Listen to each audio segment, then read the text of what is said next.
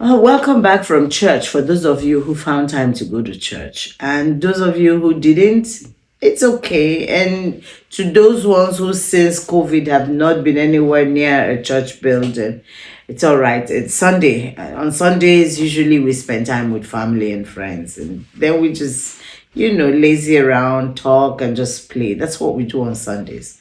But this Sunday happens to be different because the president of Nigeria said he was going to speak to citizens, and people were eager. Some people were eager to hear from him. And then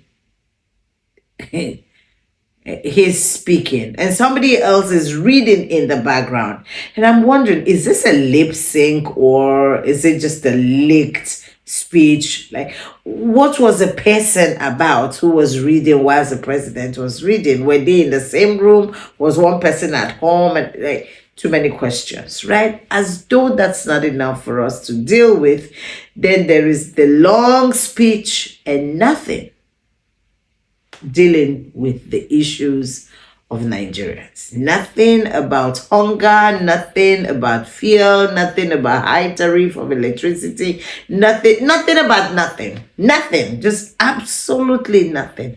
Just lots of words like Balaga Blue, right? So the question is, when is anyone going to respond to the needs of the regular Nigerians? When I first decided to go into politics, I knew clearly what it was. I knew clearly that leadership and governance were too important to leave in the hands of people who do not care about others, which was why when this started, the first thing Akpabio said to us was, let them be protesting, we will be eating. Yeah. We, who are the we? The minority of Nigerians, the ones in government houses, in national and state assemblies. Those are the ministers. These are the we that Akpabio was referring to. Whose food are they eating? Our common food, our commonwealth. But it's okay for him to say that. And, so the president doesn't see the need to attend to our needs. It's okay to borrow using the name of Nigerians. It's okay to spend money on jets and flights and houses, change furniture, change. But it's not okay to do one thing for Nigerians.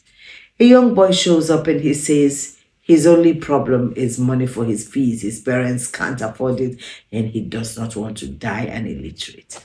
Another young girl says that's the only reason she's in school. She can no longer pay her fees for. Why is it difficult for young people to go to school, and why is education not considered a premium in this country right now? Why? Why, of everything that everyone is asking for, why is the president unable to look at one and address one? Either address electricity or address fuel or address food.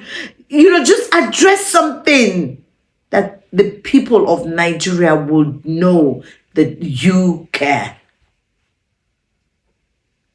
The only reason all of this can happen is that, as we say on the streets, now see, finish with this one. We have a group of people who are so gullible that one person can sleep and wake up, throw something at somebody, and nobody does critical reasoning to say, is this even possible? So today, everybody is a journalist, everybody is a politician, everybody is a leader, and so number one of the pack comes and speaks for the longest time he's ever spoken on anything and speaks total bala blue, blubber, because it addressed nothing that concerns us as citizens of Nigeria.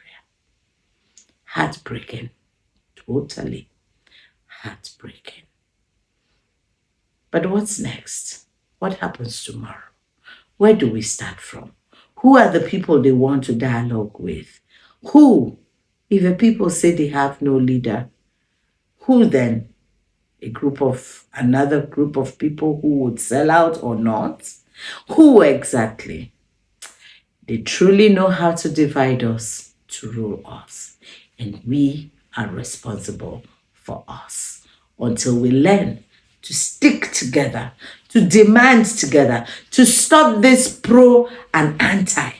This, I want to protest and you cannot protest. Don't protest because of where you come from. Do this, do that. And no one addressed a group of people who sat in the comfort of any space and said a particular ethnic group must exit their own ethnic region. Shame. Painful.